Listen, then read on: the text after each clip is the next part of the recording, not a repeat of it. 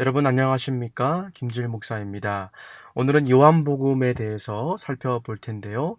우리가 성경을 처음 접하시는 분들에게 가장 먼저 일반적으로 권해드리는 책이 요한복음입니다. 왜냐하면 요한복음이 예수님의 생애에 대해서 어린아이들도 쉽게 이해할 정도로 사실적으로 쉽게 기술했기 때문입니다. 그리고 한편으로 성경에서 가장 어려운 책이 어떤 책입니까? 물었을 때 그것 또한 요한복음이라고 대답할 수 있겠습니다. 왜냐하면 한 절 한 절 자세히 살펴보면 굉장히 심오하고 어려운 내용이기 때문이죠. 그래서 세인트 어거스틴은 이런 말을 하기도 했습니다. 요한복음은 어린이가 건너갈 만큼 이해하기 쉽고 코끼리가 헤엄칠 만큼 깊이가 있다.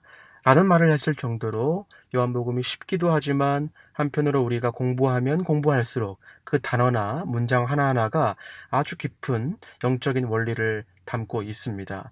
그래서 오늘은 이 요한복음의 프롤로그에 해당하는 첫 부분, 첫 인트로 부분인 1장 1절에서 18절까지 살펴보도록 할 텐데요. 조금 어려운 내용일 텐데 여러분 화면에 나오는 구절들을 참고하시면서 한 절 한 절 살펴보시면 좋을 것 같습니다. 오늘 우리가 살펴볼 이 부분이 요한복음의 주제라고 말해도 과언이 아닐 것이고 요한복음의 가장 충격적인 특징 가운데 하나일 것입니다. 당시에 왜 이 요한복음의 내용이 충격적이었냐 하면 당시에 이 책을 받고 또 읽는 대상, 그 독자들이 그리스, 즉 헬라의 지배 아래 있었던 사람들이었기 때문에 헬라의 문화와 철학에 젖어 있는 그들에게는 예수 그리스도라고 하는 한 사람이 인성과 신성을 동시에 가지고 있다라고 하는 개념을 전혀 이해하기 힘들었습니다. 그리고 아주 어려운 개념으로 헷갈려 했습니다. 그런데 이러한 상황에서 요한이 요한복음을 통해서 예수 그리스도의 인성 개념 그리고 신성의 개념을 아주 명확하고 논리적으로 설명했기 때문에 이 책은 아주 그들에겐 놀라운 충격적인 책이었겠죠. 자, 그래서 어떻게 요한이 이 심오한 진리들을 설명했었는지 본문을 살펴보십시다. 먼저 1절에 태초에 말씀이 계시니라 라고 적혀 있네요. 요한복음을 시작하는 첫 구절의 첫 단어가 태초에라는 말로 시작되고 있죠. 이 태초에라는 말로 시작되는 또 다른 책이 있습니다. 무슨 책이었을까요? 네, 창세기가 그렇습니다. 태초에 하나님이 천지를 창조하시니라. 이 창세기의 첫 구절, 1장 1절처럼 똑같은 모습으로 신약에서 다시 기록한 요한의 의도가 분명 있는 것이겠죠. 창세기가 태초에 일어났던 역사, 하나님의 창조 사역을 기록했다면 요한복음은 태초에 하나님만 계셨던 것이 아니라 또 다른 누군가의 출현을 의도적으로 설명하고 있는 것입니다. In the beginning was the word. 태초에 누가 있다고 했습니까? 말씀이 계신다고 했습니다. 창세기 1장 1절은 태초에 하나님이 계시다고 했는데 요한복음 1장 1절은 태초에 말씀이 계신다라고 했습니다. 그런데 여러분 이 구절을 보시면 문법상 좀 어색한 것 같지 않습니까? 창세기에 태초에 하나님이 계셨다고 했으니까 요한복음도 태초에 다른 어떤 누군가의 이름이 사람의 이름이 어떤 누군가에 대한 설명이 나와야 될 텐데 말씀이 있었다라고 이야기하고 있습니다. 그렇다면 이 말씀은 누구를 말하는가? 요한복음을 읽어보신 분이라면 모두 잘 아는 그분이죠. 그 말씀은 곧 예수 그리스도를 의미합니다. 왜냐하면 1장 14절을 보시면 말씀이 육신이 되어 라는 구절을 볼 때에 그 말씀이라는 존재가 성육신했다라는 의미, 예수님이 이 땅에 오신 사건, 하나님과 동등되시는 예수 그리스도가 우리 인간의 육체의 모습으로 이 땅에 오신 것을 증명했던 대표적인 구절이죠. 자, 그렇다면 우리에게 질문이 생깁니다. 만약 말씀이 예수님을 의미한다면 왜 요한은 그냥 태초에 예수님이 계시니라 라고 쉽게 쓰지 않고 왜 말씀이라는 단어를 대신 삽입했을까? 그 이유를 먼저 생각해 보죠. 이 말씀이라는 단어는 그리스 원어 로고스라고 하는 단어입니다. 당시 로고스는 아니 지금도 그리스에서 로고스는 아주 광범위한 뜻으로 쓰여지고 있습니다. 화면을 보시는 것처럼 로고스의 사전적인 의미는요. word, speech, language, narrative, statement, pronouncement, question, report, account, sermon, teaching, call, sense 이렇게 아주 광범위한 여러 의미로 쓰여졌고 그래서 이 단어는 당시에 그들의 일상에서 두루두루 사용했던 단어인데요. 예를 들어서 우리 말씀을 살펴보면 베드로후서 2장 3절에 이런 말씀이 있습니다. 그들이 탐심으로써 지어낸 말을 가지고 할 때 세상 사람들이 그들의 일상생활 가운데 탐심을 가지고 선한 의도를 가지지 않고 했던 말도 로고스라는 단어를 썼고요. 에베소서 5장 6절을 보시면 누구든지 헛된 말로 너희를 속이지 못하게 하라 해서 헛된 말이라고 하는 이 단어도 로고스였던 것을 보면 그들이 아주 사소하게 그들의 일상에서 자주 빈번하게 쓰여졌던 단어였음을 우리가 알 수 있습니다.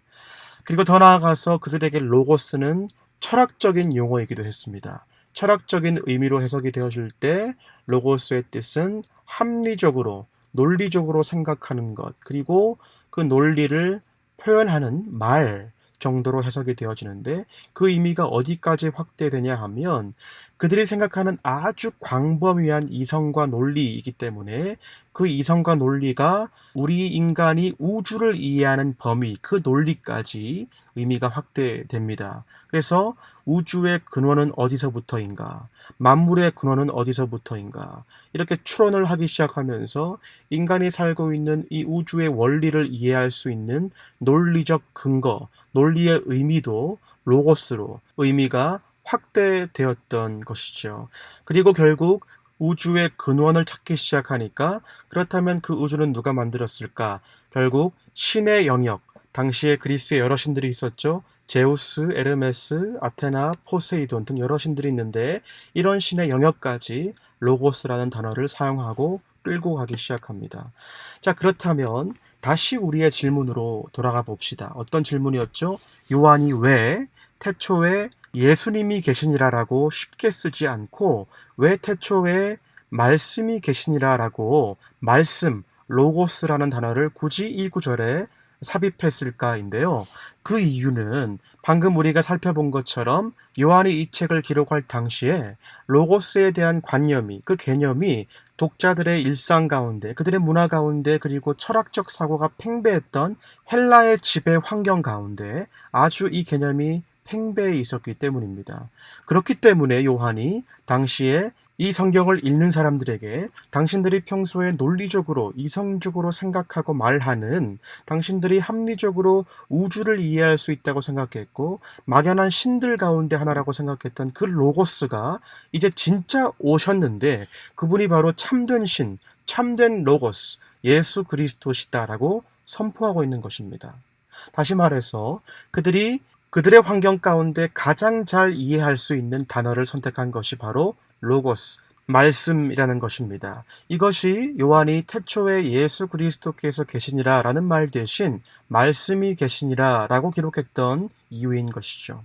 여러분, 무한하신 우리 창조주 하나님께서 우리 유한한 인간들에게 어떻게 자신에 대해서 알리시고 이해시킬 수 있겠습니까? 한계가 있는 것이죠.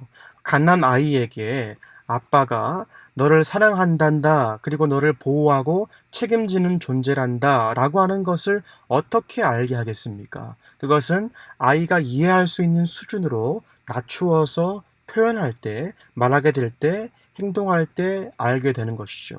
우리가 이해할 수 있는 수준의 언어와 행동으로 자신을 드러낼 수 있는 것입니다.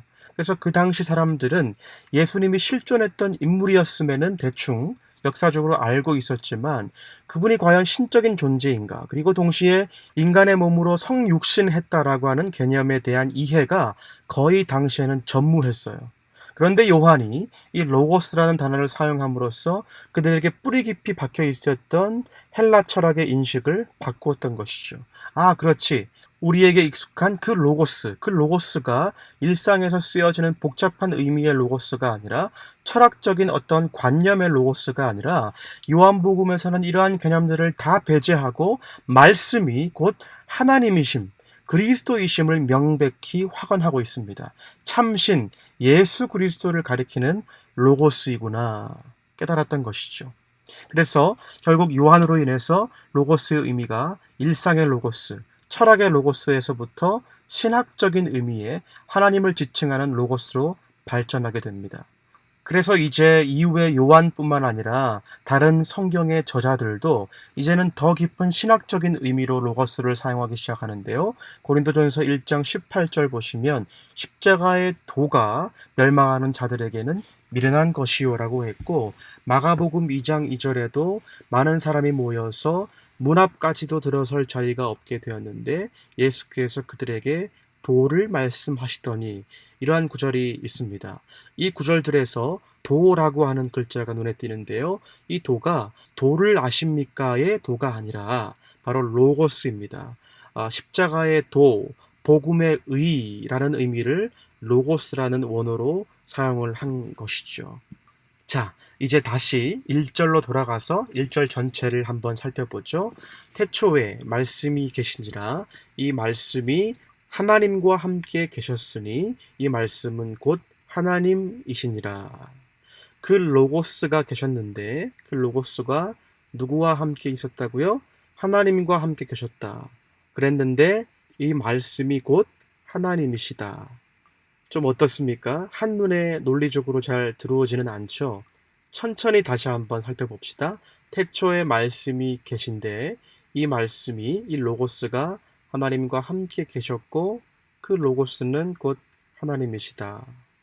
자, 자세히 보시면요. 하나님이란 단어가 두 번 나오죠. 똑같은 하나님이란 단어가 두 번 나오기 때문에 여기에 좀 오해가 생겼습니다. 어떤 교회들은요. 이 말씀이, 이 로고스가 결국 똑같은 성부 하나님 아닙니까? 라고 주장을 합니다. 왜냐하면 말씀이 하나님과 이전에 태초부터 함께 계셨고 이 말씀 자체가 하나님이라고 하니까.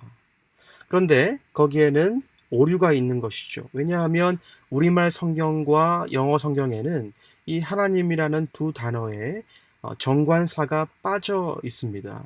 그런데 원어 헬라어를 보시면 첫 번째 하나님 앞에는 정관사 더가 있어요. The God. 그런데 두 번째 하나님, 이 말씀은 곧 하나님이시라 할 때 이 하나님에는 정관사가 빠진 그냥 God입니다. 영어에도 우리가 the man과 a man이 다르듯이 만약 두 번째 하나님에도 정관사가 있었다면 해석은 완전히 달라졌을 것입니다. 만약 첫 번째, 두 번째 모두 정관사 the를 썼다면 이 구절에서 하나님은 성부 하나님만을 지칭할 것입니다.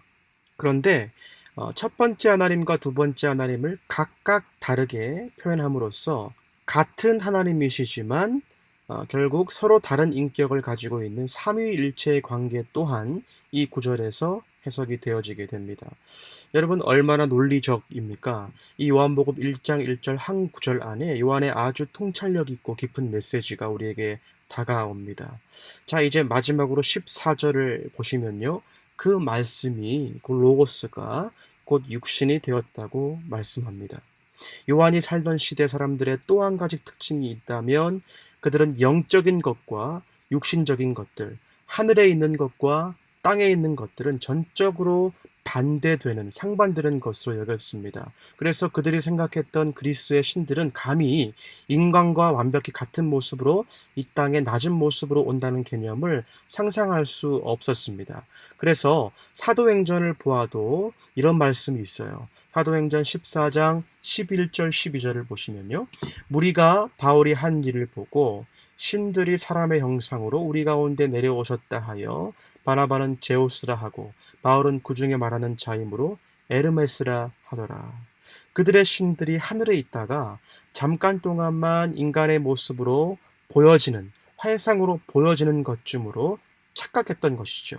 바나바에게 마치 제우스의 신이 잠깐 들어왔구나, 바울에게 에르메스의 신이 잠깐 들어왔구나 하고 그들이 착각했던 것이죠. 그러나 요한복음 1장 14절 바로 이 구절에서는요, 하늘과 땅 사이에, 영적인 것과 육적인 것 사이에, 그 커다란 간격 사이로 깊은 수렁 위로 하나의 다리가 놓여지고 있습니다. 그것은 영원하신 하나님의 말씀, 로고스, 단지 인간의 모습으로 잠시 환상으로 착시적으로 나타난 것이 아니라 실제로 그분이, 그 말씀이 육신이 되셨다라고 말씀합니다. 삼위일체 되신 하나님께서 동시에 완전히 인간의 본성을 스스로 취하셨던 것입니다. 여러분, 왜 예수님께서 성육신의 방법을 택하신 것일까요? 방금 우리가 나눈 것처럼 유한한 우리 인간이 이해할 수 있는 수준으로 낮추어 겸손하게 표현할 때 알게 되는 것처럼 우리가 이해할 수 있는 수준의 언어와 행동으로, 언어는 로고스, 말씀, 그리고 행동은 성육신으로, 로고스와 성육신으로 자신을 드러낸 것입니다. 하나님 되신 그분이 우리들과 똑같이 연약한 육체를 입고 세상에 오셔서 우리와 같이 모든 육체적인 연약함을 다 담당하셨기 때문에, 그렇기 때문에 우리 주님은 연약한 우리들을 더 깊이 이해하십니다. 그래서 히브리서 기자는 예수 그리스도의 성육신의 의미를 이렇게 적용합니다. 그가 시험을 받아 고난을 당하셨은즉 시험 받는 자들을 능히 도우실 수 있느니라. 우리에게 있는 대제사장은 우리의 연약함을 동정하지 못하실 이가 아니요 모든 일에 우리와 똑같이 시험을 받으심이로되 죄는 없으시니라. 여러분, 혹시 경제적인 어려움 때문에, 미래에 대한 불안 때문에, 건강 때문에, 또 자녀들 때문에, 다른 사람들과의 어려운 관계 때문에 어려움을 겪는 분들이 있습니까? 내 어려움은 아무도 이해할 수 없다고 생각하는 분이 계십니까? 그럴 때마다 여러분, 우리가 말씀이 육신이 되어 우리 가운데 거하셨던 그 예수님을, 그 사실을 기억하십시다.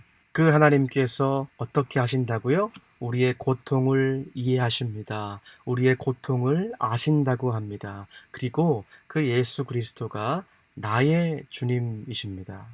사랑하는 여러분, 그런데 감히 우리가 어찌 예수님 대신 다른 것으로 우리의 삶을 채울 수 있을까요? 어찌 예수님의 자리 위에 다른 것들을 얹고 그것들에 열광할 수 있을까요? 나를 위해 죽어주실, 모든 고통을 당하실 그러한 분이 이 세상에 어찌 또 있겠습니까? 여러분, 바로 이러한 엄청난 특권에 대해서 오늘 말씀이 우리에게 강조하는 것입니다. 왕 중의 왕 되신 하나님께서 우리와 함께 하시고 우리는 또한 그분께 자유롭게 예배하고 기도할 수 있다는 것 잊지 마십시다. 그것이 오늘 바로 이 시간, 그리고 우리가 남은 평생에 우리가 소유할 수 있는 가장 큰 특권일 것입니다. 사랑하는 여러분, 오늘 이 말씀이 우리에게 귀한 소망의 말씀이 되시길 축복합니다. 하나님께서는 오늘도 우리에게 밧줄을 던지시고 우리의 손을 붙잡으시고 우리를 일으키십니다. 말씀이 육신이 되신 그분께 은혜의 보좌 앞으로 가까이 오라, 나에게 가까이 와서 그 은혜를 누리라 라고 말씀하십니다. 우리에게 그러한 특권이 있고 그것들을 누리라 라고 말씀하십니다. 이번 한 주도 이 말씀을 기억하며 우리에게 친히 다가오신 그 하나님과 친밀한 교제 가운데 기쁨을 누리시고 승리하시는 저와 여러분 되시기를 주님의 이름으로 간절히 축원합니다. 기도하시겠습니다. 아버지 하나님, 감사를 드립니다. 예수님, 감사를 드립니다. 오늘도 성령께서 우리에게 진리의 말씀을 가르치시고 세상 그 어떤 것보다, 그 누구보다 우리가 의뢰하고 신뢰할 분은 오직 예수 그리스도, 그 말씀 되심을 다시 한번 깨닫습니다. 이것을 이해하고 깨닫는 것뿐만 아니라 오늘 말씀대로 우리의 연약함을 이해하시고 우리와 늘 함께 하시는 이 땅에 오신 그 주님께 날마다 기도 가운데 주님과 친밀히 교제하며 말씀 가운데 우리의 신앙의 고백이 더욱더 굳건해질 수 있도록 하나님, 오늘도 우리와 함께해 주시옵소서. 모든 것 감사드리며 살아계신 예수 그리스도 이름으로 기도드리옵나이다. 아멘.